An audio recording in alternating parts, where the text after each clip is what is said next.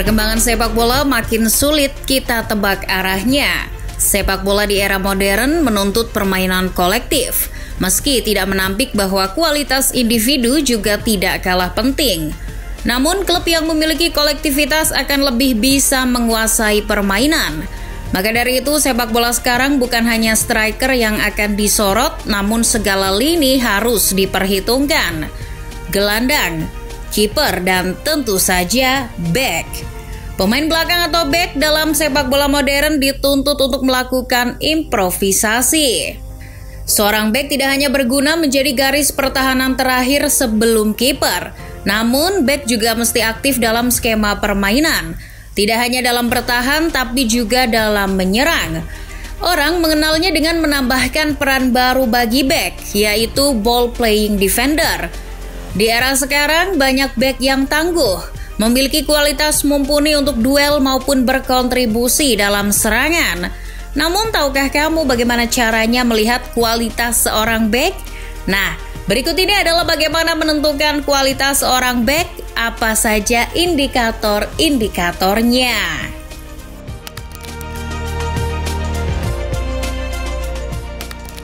Pertama, tentu saja blok. Bek sebagai palang pintu terakhir sebelum bola itu melesat ke arah kiper, mesti bisa mempunyai kemampuan blok yang baik. Nah, kemampuan blok ini membutuhkan kombinasi posisi yang paripurna. Tidak hanya itu, sang bek juga mesti memiliki jiwa rela berkorban demi tim. Kemampuan blok bagi seorang bek ini sangat krusial, apalagi andai lebih sering melakukannya.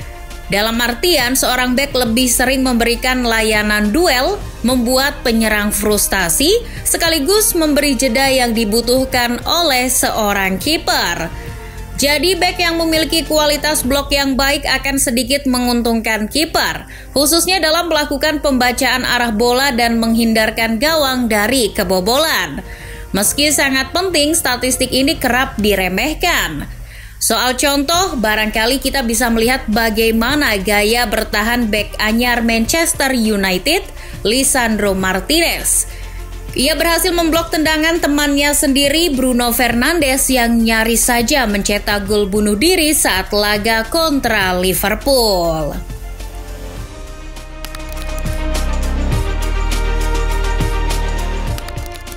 Tugas bek atau pemain bertahan adalah memutus alur bola. Simple dan sesederhana itu. Namun tentu saja untuk melakukannya bukan perkara mudah. Kualitas untuk memutus alur bola ini kerap disebut dengan intercept atau kita juga bisa menyebutnya intersepsi. Kemampuan intercept ini berguna untuk menentukan bagaimana setiap pemain itu bisa membaca dan mengantisipasi permainan. Dalam prakteknya, si pemain bisa memotong bola yang lewat, mencegat umpan yang membantu serangan. Intercept ini lebih minim resiko daripada melakukan tackle, karena pemain bisa melakukannya tanpa harus melakukan kontak dengan pemain lawan. Seorang bek harus memiliki kemampuan intercept yang baik selain tackle. Sebab dengan mempunyai kemampuan intercept yang baik, seorang bek bisa meminimalisir kesalahan dan terutama menghindarkan mereka melakukan pelanggaran yang justru bisa berbuah penalti atau tendangan bebas yang membahayakan. Soal kemampuan intercept ini, contohnya kita bisa melihat pada diri Rio Ferdinand.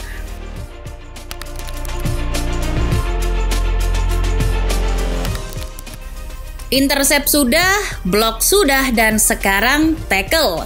Mafhum dipahami bahwa setiap bek harus bisa melakukan tackle. Sebab tackle ini bisa menjadi indikator untuk mengetahui seberapa jauh wawasan seorang pemain menguasai tentang taktik. Dalam sepak bola modern, setiap ketika diserang, sebuah tim tidak hanya menunggu bola, melakukan pertahanan dengan merapatkan barisan di depan mulut kotak penalti. Namun sepak bola sekarang mengharuskan pemain untuk bisa melakukan pressing, memberi tekanan tinggi pada lawan yang tengah menguasai bola. Nah, dalam teknik bertahan, untuk bisa memenangkan bola dari strategi menekan yang tinggi, seorang pemain mesti sanggup melakukan tackle, apalagi bagi seorang pemain belakang. Hanya saja tackle ini sangat beresiko karena melibatkan kontak fisik dengan lawan. Meski begitu, bukan berarti tackle pasti berbuah pelanggaran. Tak sedikit pemain belakang yang punya tackle bagus. Untuk contoh, kita bisa menyebut misalnya dua kesatria jalur belakang AC Milan, Paolo Maldini dan Alessandro Nesta. Kedua pemain itu memiliki kemampuan tackle yang amat baik. Mereka selalu bersih dalam melakukan tackle. Bahkan khusus untuk Nesta, penulis The Flanker Angga Septiawan Putra menyebut tackle pemain itu sehalus sutra.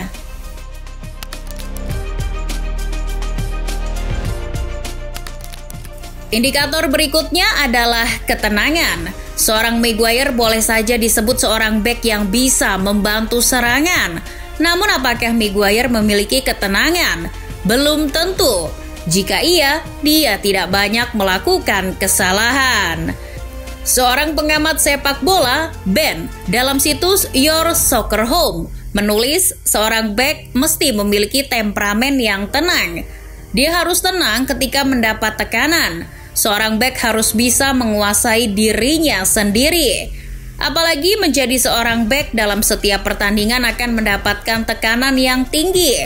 Terlebih andai timnya terus terdesak dengan mendapat serangan beruntun. Hal itu bisa saja menimbulkan rasa frustasi, ketidaksabaran, dan bahkan kemarahan. Lihat bagaimana James Milner dan Virgil van Dijk justru berantem karena kebobolan oleh tendangan Jadon Sancho saat menghadapi Manchester United. Bek tidak seharusnya begitu. Mereka harus tenang, tidak perlu impulsif dan bertindak gegabah. Jika tidak, itu bisa merugikan timnya sendiri.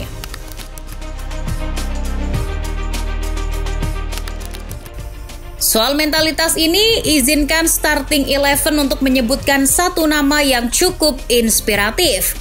Dia adalah mantan bek timnas Italia, Fabio Cannavaro. Entah bagaimana, Cannavaro sepertinya memiliki mentalitas seorang bek dengan level yang berbeda. Ia tidak begitu tinggi, beberapa kali diremehkan. Namun, lihatlah bagaimana ketika ia sudah berada di lapangan. Duelnya oke. Cannavaro juga cerdas dalam membaca arah bola.